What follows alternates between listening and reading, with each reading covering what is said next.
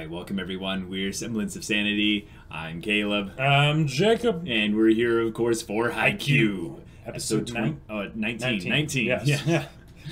Don't screw up here, Caleb. Yeah. Alright, so with episode 19, we have defeated Dachiko. Exactly. And we're moving on to Johsai. Right, with Oikawa. And Iwazumi. Sure. And yeah, just just the coach who's kind of been studying Karasuno. That's true. The last little bit, which I think is going to be a deciding factor in how this game goes. Sure, but the real question is how will they face up against them when they'll have to face against Oikawa for the whole battle, and they now have Nishinoya and Asahi. So each team is bringing in new weapons into the battlefield that the other team hasn't really prepared themselves for. Yeah, and they also are, even though they're still bad at receiving, they did practice a lot on that, so hopefully that helps a bit. But also, Aoba Johsai has been watching them, whereas they have not been watching Aoba Johsai. That's true. I think that's going to be the thing as to where this is going to be the first real 3-set, full, like, big volleyball match.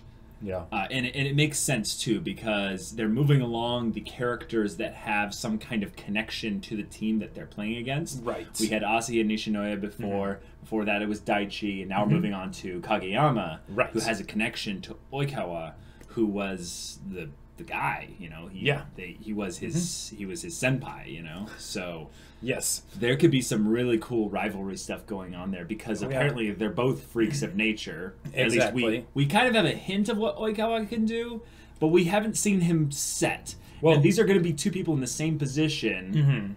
Yep, facing off against each other. And the last time, you know, there was a setter that outsmarted Kageyama, I'm talking about Nekoma, that was pretty brutal of a defeat. It was. Nekoma destroyed them. Right, so... I mean, it wasn't complete destruction, because it wasn't a real game, but they did pretty solidly. They pretty solidly beat them, yeah. Yeah, I don't know. Okay, so Oikawa will at least be a big threat, though, because he does have that Gilgamesh sort of arrogance. I love the characters that are like that. Gilgamesh and Oikawa in this instance, they just carry this kind of haughty arrogance that you want to see pounded into the dust, but they also have that contradiction aspect of their character that makes them likable. Do you know who voices? I know I've mentioned this before, but do you know who voices Oikawa, right? The same person who voices Hisoka. That's right. Isn't that gonna be fun? It will be. Oh boy. It will be. Yeah. All right. So without further ado, let's get into this episode and see what happens. Okay. Who's this? This is Oikawa. Oh. Yeah. Nice. Whoa! That had curve on it. Yeah. Oh my gosh. That's just stupid. Oh, well, at least he received it, sort of. Yep. Nice play. This is a good team. Yeah. It's not just him. But I think the reason they're gonna lose here, though, is because it's going to be mainly based around having that one awesome player, rather than having a really solid team all the way around. But that's kind of what Karasuno does as well. They have a freak quick that, you know, no one really can stop. Right. And it's not really one person, but it's one thing, you know. They also have Nishinoya, though. Yeah, they do have a lot of good players and stuff. But maybe we'll get introduced to Aoba Johsai's team more. Yeah, that would be really cool. And we'll find out why their team is good through what all these individuals together that make the team. Right. Yeah.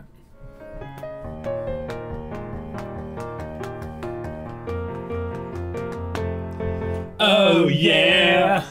We are totally like pro-ZD in this whole thing. Yeah, pretty much.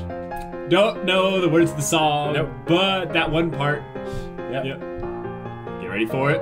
You ready for it? Oh yeah! Jeez.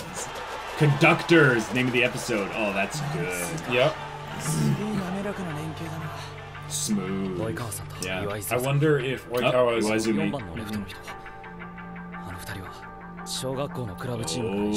Gotcha. Okay, so they work very well together. I like everyone's analytical eyes, and then Hina Hinata is just like, I love it. There you go. Set and match. Yep. Kageyama looks so fierce. Oh my gosh.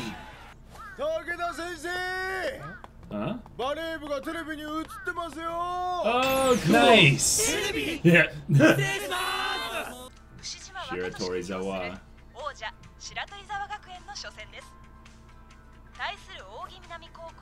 Woo! Wow. Whoa! 25-6? Oh, here we go. Here we go. This is them. Yep.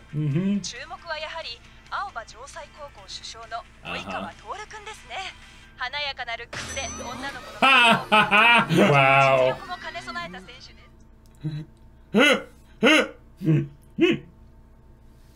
Oh, is it Karasuno? No, okay. Oh, it is, it is. Yep. It's Karasuno! The powerhouse.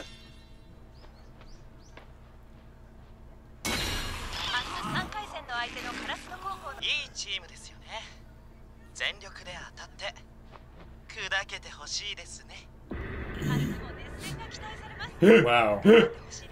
Wow. Sensei, ありがとうございました。Daichi. よし、それじゃあ Let's grind her into the dust. やるか。Oh my god! Smiling. 伊達高専は変人速攻が初お披露目だったからこそ相手の意表をつくことができたわけだ。でも正常とは一度戦ってるから、 Right. ある程度手の内を知られている。Yeah. まずは及川のあのサーブをしのぐことだな。あのサーブで流れを持っていかれるのが一番嫌でかつあり得るパターンだ。 Yep. Okay. あとな、お前ら正常見て、あ、やべ、すげえって思ったの？伊達高の試合をもし同じように観客席で見てたら、なんだよあのブロック、マジ怖い、勝てない。Right. ゲ Right. ームだろ？ And you did. でも戦えた。 Yeah. 明日もそうだ。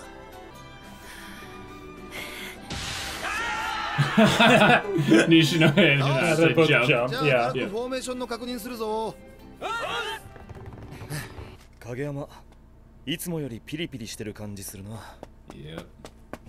いった。Oh, there you go. おい影山、10代半ばにして眉間のシワ取れなくなるぞ。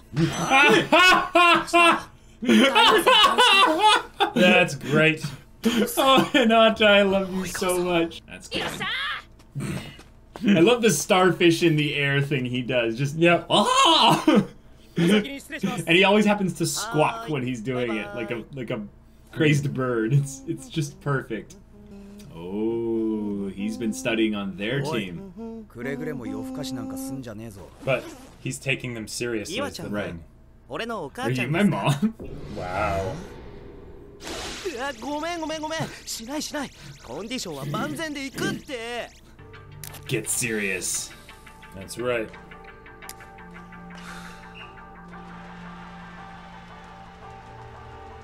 He's got his beer, he's got his smokes. He's got his stuff here. He looks Going looks all ready. night long. Yep. His wide eyes just. Oh my gosh. just- Analyzing. You know what I like about this? He's motivated. Yes. Right. Right. Exactly. Because the biggest problem that I had with Gilgamesh was that it was always like passive, sort of don't care. Right. But with this, it's like no, Oh, he's cool. he's really trying.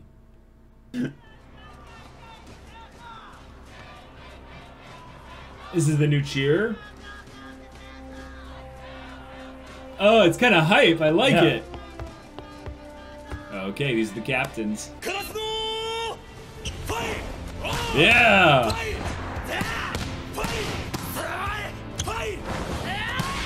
Nice. 気合十分だね。もう。 Cool. お前の弟子。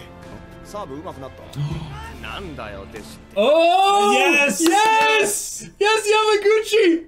Oh my gosh! They're not showing us. They're not showing us. Okay. Okay. All right. Yeah, they're showing the players. Exactly. 今の少し高かったね。 Kindaichi. Okay. That's gonna be easy to remember. いいわちゃん、ちょっと力んでない？女の子は誰もいわちゃんなんて。 Wow. He didn't even say anything in response. Yeah. Oh my god. So he did respond. Yep. Oh, here we go. All right. Game time, boys. Oh. Backstory. Wow. Oikawa was his hero. Oh, Oikawa was his hero. Not just his teacher. Yeah. 俺たちが勝ちます。負けません。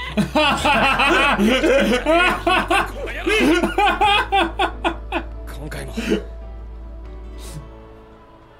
けないっす。よし、やるか。それじゃあ Let's do this. Yeah. 信じてるよ。お前ら。なんか今 Oh, crap. Yeah, but oh, whoa. Okay. Because he believes in them, they can believe in him. Oh, that's terrifying, actually.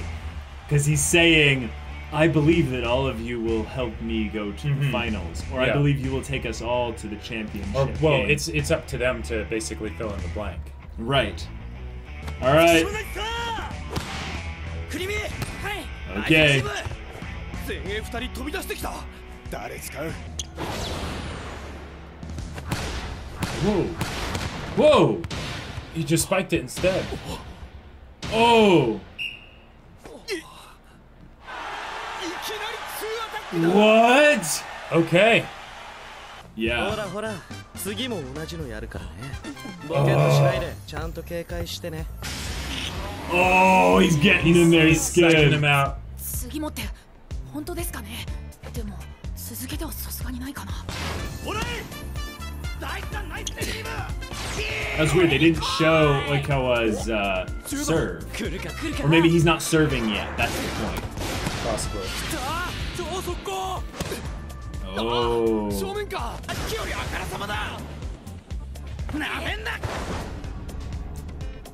What? What? Yeah. スパイクモーションからのセット。 You're Wow. kidding me. Wow. What? Okay. ちょっと Okay. 低い。くそ。ほらほらほら。及川すげえは最初から分かっていたことだろ。 That's right. Yep. それにセッターの腕も攻撃の派手さもこっちだって負けない。 Yep. That's Exactly. right. The free quick isn't gonna work. 5番か。と見せかけて。 Oh, Yeah, they 'cause can't, they- they yeah, can't they haven't predict played who it's against gonna be. Oh!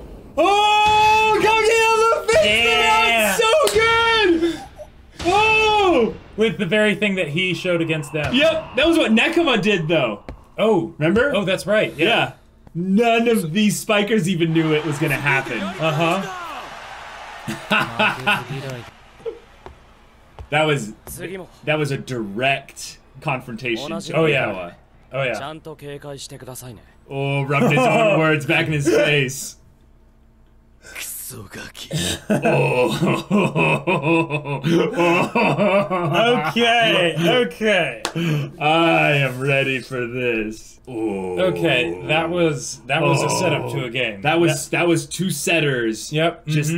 Just setting the pace for this game. It was basically like two bulls butting heads. Like they're like, oh, you have cool tricks. I have cool tricks too. Yeah. Yep. And they're not holding back either emotionally. Oh, like, no. they have a very personal history with each other as far as being you know, the student that kind of has overcome the master, so to speak. I feel like if we were to measure up Kageyama and Oikawa, like Kageyama will overtake Oikawa in the future, and that's why this match is so important, because is he there yet? You know, and I would say he probably is mostly there already, like, but he's probably not quite there. He's probably not as good at serving as Oikawa. He's probably not as in gel with his team as Oikawa is, because there's more time he's spent. You know, like, isn't he a second year? Oikawa? I think he's a second. I think he's because if he's Kageyama's, if he was Kageyama's senpai, that means he's at least 1 year older. And now okay, so I love how they're doing basically a game within the game. Yes. Because I was waiting for them to do this. Because, oh my gosh, yes. Because it's like the volleyball game. That's just what's happening here. But it's like this crazy just battle of wits between the two setters. Hence why the whole directors, you know, or directors for the title is just so fitting.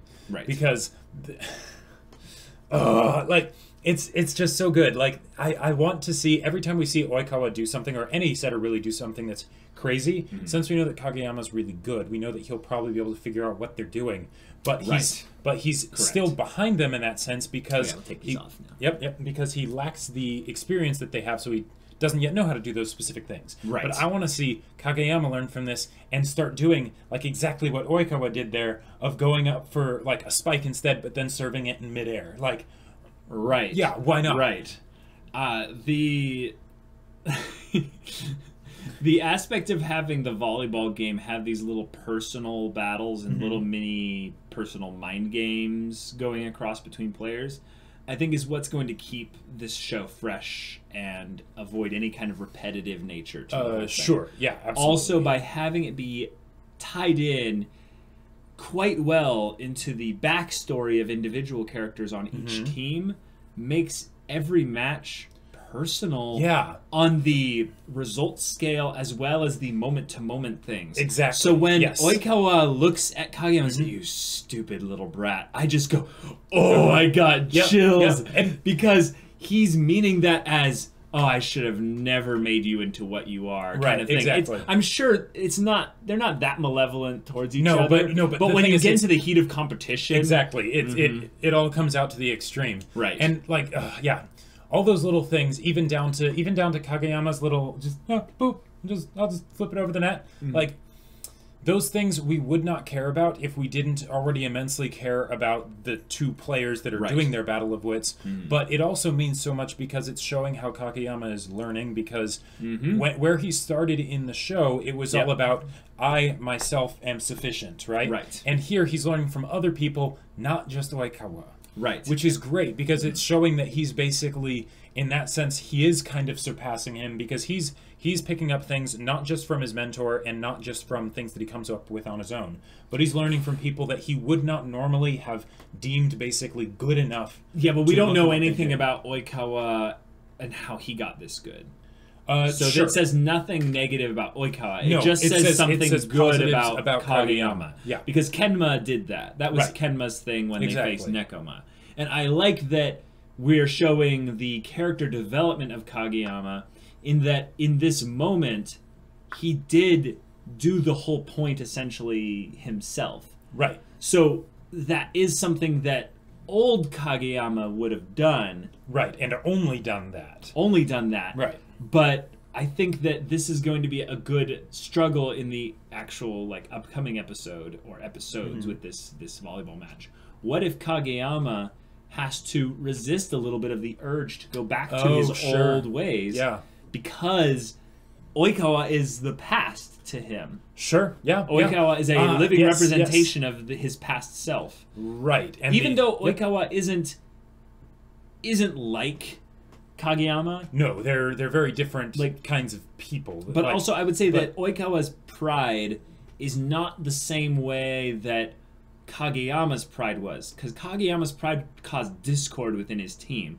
Oikawa has this charisma that is magnetically drawing everyone into the singular vision. He's so confident in his own abilities, and so so just he wears that on his sleeve of, yeah, I'm the best. It's sort of this thing of like, don't worry, guys, you got me, and we got each other. We'll all just kick butt. Right, but I think we're imprinting a little bit too hard onto Oikawa being nasty or just super arrogant, because he is. No, I agree, but I'm looking at the way that he focused on their team in the previous stuff leading up to this, and kind of studying them, in that he is not Gilgamesh. He is not the character that deems, you're all lesser beings amongst me and my godly kingness. Yeah, he basically, what it seems like he's doing is he's basically like, I put more into this than anyone else. Yes, exactly. And I know it.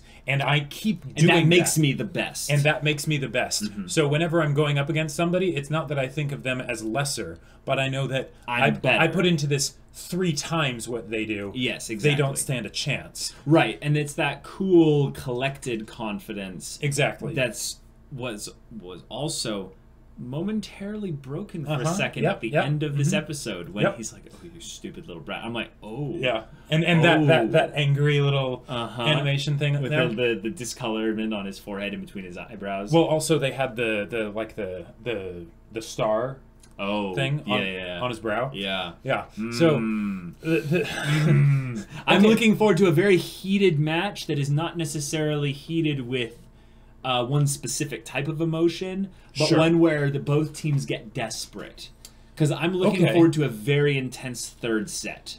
Like, I want to see the first 2 sets just be like, just a roller coaster ride of emotions, and then the third set is just where everyone's just like, you know, white knuckled, just gripping their seats, just rocking back and forth. It's just, because my God! The first 2 sets can be where they pull out all the stops and do these crazy flashy moves, and they're just doing all this insane stuff. And then the third set is where it basically devolves into a slugfest. Right. Where, like, if this were like an anime fight, they've used up their superpowers by now, and now they're just punching the crap out of each other. And just blood's going everywhere. And I feel like volleyball has a unique physicality to it that I really want them to pull in this match. I want to see really long points. Now, I was just playing Frisbee in a tournament thing a couple days ago, and one of the things that happens in that is your stamina gets tested.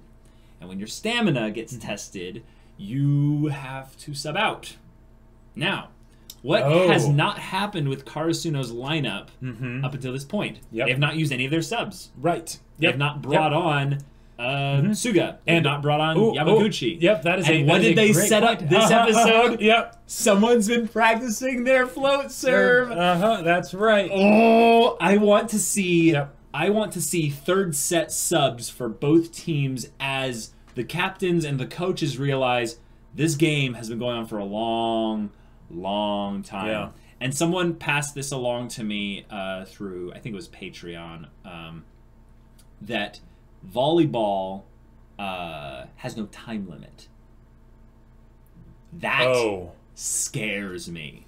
Wow. Because if volleyball has no especially that means there cannot be ties. Right. No. And in volleyball, Jacob, you have to win by 2. That's right.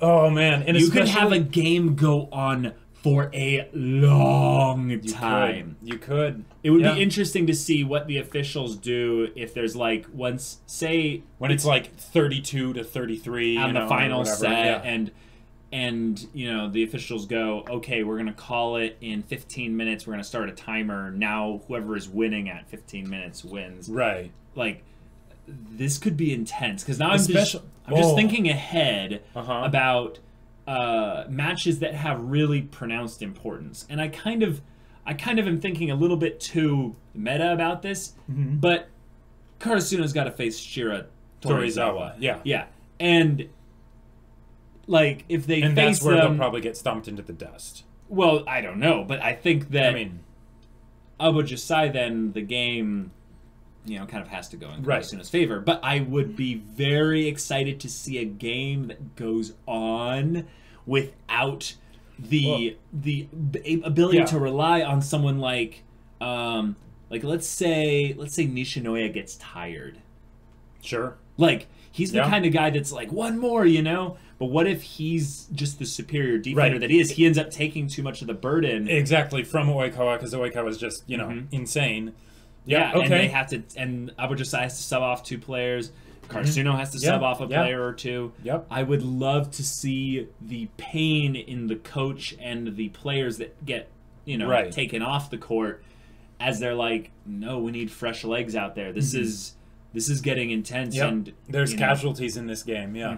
It's yes, thank you. Casualties. It's the idea that this is how they could have basically the blood, sweat, and tears of the game affect the players physically, without it being, you know, literally blood. And, exactly, because they can be like, no, I can still go. And it's like, no, come out. And then they're like, ugh.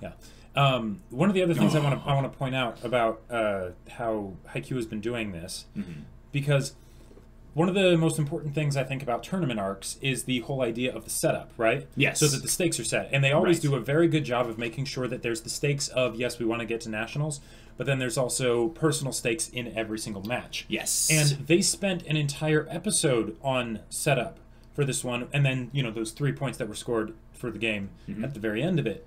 I really like that they do that, because I thought they were going to do something where maybe like a few minutes, like maybe like the first half of the episode would be set up, and then they'd go into the match, right? Right. But they didn't. No, it was like the last 20% of the episode is the actual match. Exactly. And if that. If that. Absolute max. And I love that, because right now on Johsai's team, we only really care about Oikawa, right? There's his buddy. Iwazumi a little bit. Yeah, Iwazumi a little bit, but... A little bit. Well, but primarily the reason why we care about their team is because of Kageyama. Exactly. And Kageyama's connection to Oikawa is what makes us care about Oikawa.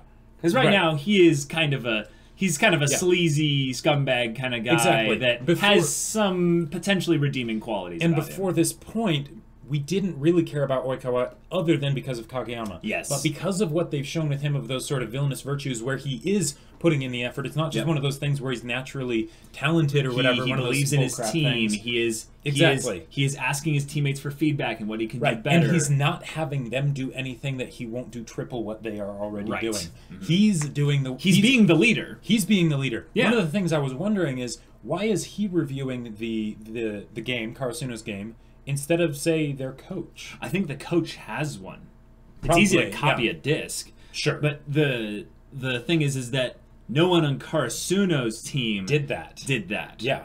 Only the coach did that. Which is, like, that's setting the difference between a player like Oikawa and the team of Karasuno. Right, because it's that idea that, you know, if he's an overconfident, you know, arrogant a-hole, at least he's overconfident for a reason. Like, he puts in the effort to back up, you know, the smack talk.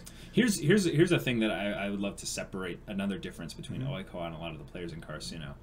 Hinata and Kageyama have talked a lot, specifically, I think it's a direct quote here, to say, I want to be on the court as long as possible. Sure. But here's the thing that's interesting. What they're saying in there is they want to play the game as long as possible. Right. They don't want the game, each individual game itself, to go on as long as possible. As long as possible, right. But what that more means is they want as much play time. But you know what Oikawa might be doing is he is living volleyball.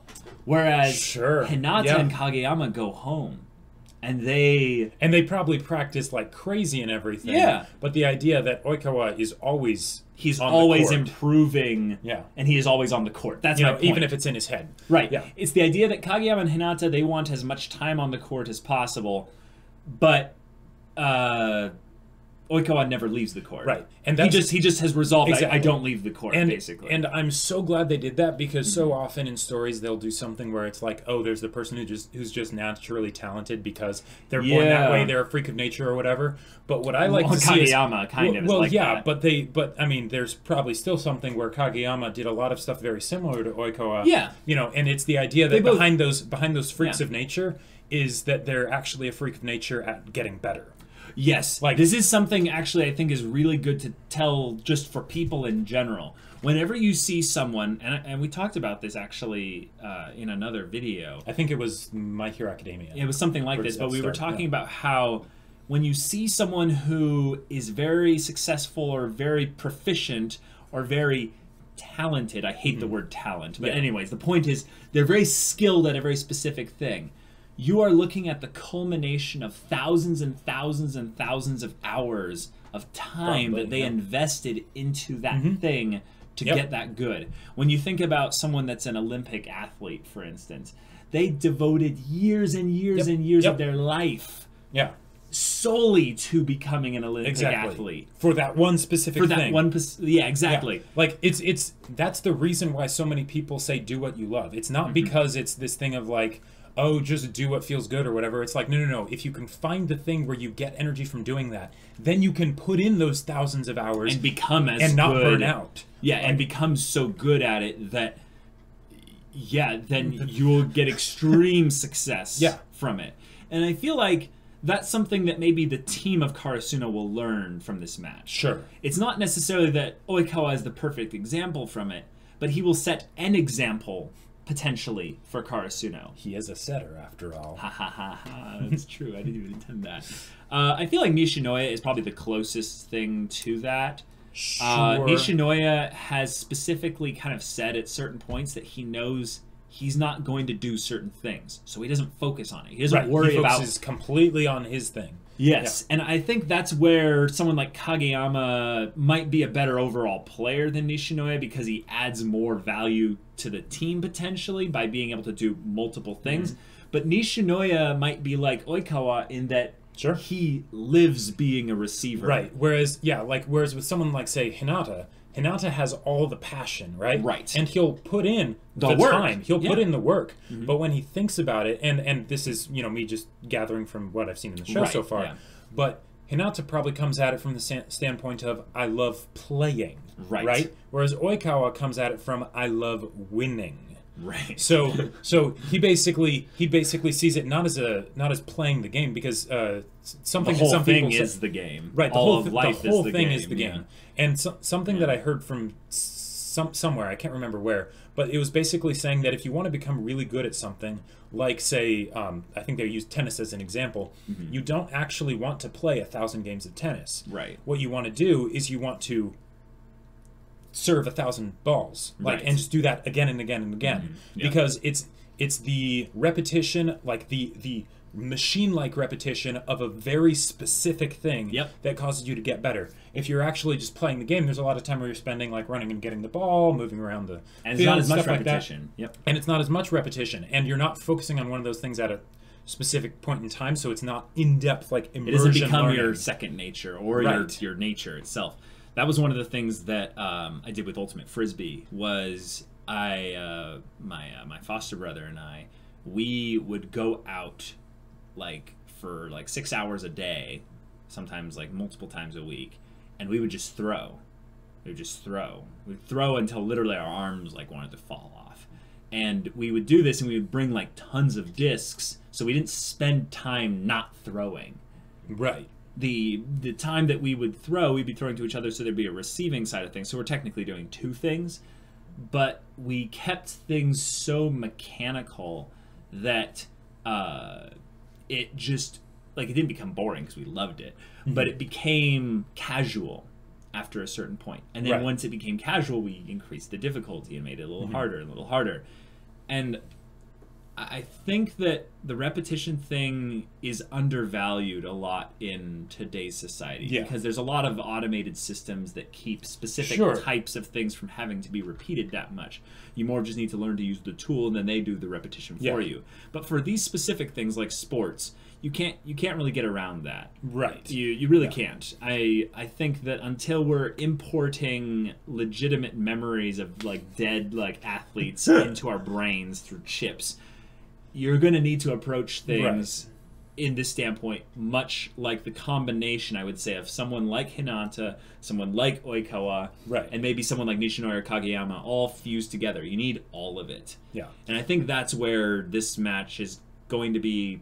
It's going to be monumental for everyone involved, because they're all going to get something out of it, regardless of who wins. Yes. And I think we might be like reading into this whole thing a little bit more. Maybe. But I feel like this is where Haikyuu's strength is. It's right. that these interactions between players are going to have rippling effects within the story that then affect and spill over onto other characters, as well as the dynamic between the characters that are interacting. And they set those things up in very short amounts of time, so they can do it for all the characters and keep it going, so that it doesn't feel like it's dragging or getting boring or taking too long on, spending too much time on any one character. This is Haikyuu we're talking about. Yeah. The amount of time that they actually showed of Oikawa just getting the disc and then watching it later. You mean the ball? Or no, I'm talking about the actual disc. Oh, right. Like when he just gets the disc, it's like, oh, you have the disc of their game. Oh, okay. And then when it just shows him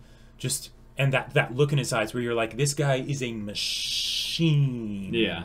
He's like he is just assimilating data. A sponge, just absorbing all he can. And maybe it's just me, but I find that makes me a lot more interested in Oikawa's character, to show that he does those sorts of things instead of just being the fanboy for the girls. I'm just perfect in every way. Exactly, yeah. That would be a really good point if they actually go into his backstory with Kageyama. I think they almost have to. Yeah. One, because it's a clever way to extend the time of the match itself over more episodes. Also, true. It's a really good way to get us to care more about Oikawa. Because I feel possibly like Kageyama too, because we haven't really seen how he got to where he is. Right. I feel like Kageyama's a definite. By the end of maybe 2 episodes from now, I'm guessing this match won't go on for like 5 episodes or something. No, probably not. But once this match is over, Kageyama will have a newfound appreciation for, absolutely. But I think Oikawa is going to be the one that we thought, we'll appreciate him a little bit more, but we'll still appreciate him more than what we originally thought. Right, it'll surprise us. Right, so that's why I think we're not reading into this too much, in that Haikyuu wants us to care about the players that are on the other teams besides Karasuno. Exactly. Yep. And since they're focusing so much on Oikawa, and not really as much to characters like Iwazumi, this is the character that they're going to make us legitimately care about once this match is over. Which makes me really curious how they're going to handle him losing. Because they can't destroy the persona that he has of being the, super confident, like, cool hand Luke, like, I'm just good, Well, no, he could evolve. And I think that's where my point was that he's going to learn something from Karasuno's team, and as much as they're going to learn something from him and his team. And that'll be awesome. What will they learn? We don't know exactly. Who knows? This show does need a shout out again for its efficiency. I feel like we could have approached this from a pessimistic perspective and really lost the true depth that Haikyuu has. You know how when we talk about like shonen fights and we're like, oh, this is getting dragged out over multiple episodes? I feel like Haikyuu is doing so well efficiently with their screen time to set like not only the mood of what's going on, but the instances for the characters going into this thing, that we end up forgetting how big the cast is of Haikyuu. Yeah. And then we realize, oh my gosh, like I actually want these matches to go on long. I realized that in this episode. Once they kind of started having that little bit of a break in between there, and then they brought the match up and they were taking a long time setting up everything, I was like, oh, this match will be over at some point in the future. Yeah. And I realized, no, I don't want it to end. And then that's when I had the theory with you of like, wait, volleyball matches have no time limit. What if this game goes on for 3 sets and that third set is very desperate and long? I could see this match going potentially 3 episodes. Yeah, I don't want to make a guess on how many episodes it's going to take. I don't think it'll go longer than that. Including this episode? No, or this episode doesn't count. 3 more. Oh. I could potentially see it doing 3 more. So technically it could be like 2 1/4 because it just ends on the 3rd episode. Sure, yeah, it depends. Right. Who knows how much time they'll have in the last episode devoted to the match, but yeah. But it'll be a good fight either way. Yep, it will. All right, guys, this was a lot of fun. If you want to see our next Haikyuu reaction, you go check out the link in the description below for our Patreon and get on early access. It also comes with Discord access. It does indeed. You can chat with us about storytelling or why Oikawa is like awesome or something. And yeah, we'll see you there. But until then, we're Semblance of Sanity. I'm Caleb. I'm Jacob. And we'll see you all next time.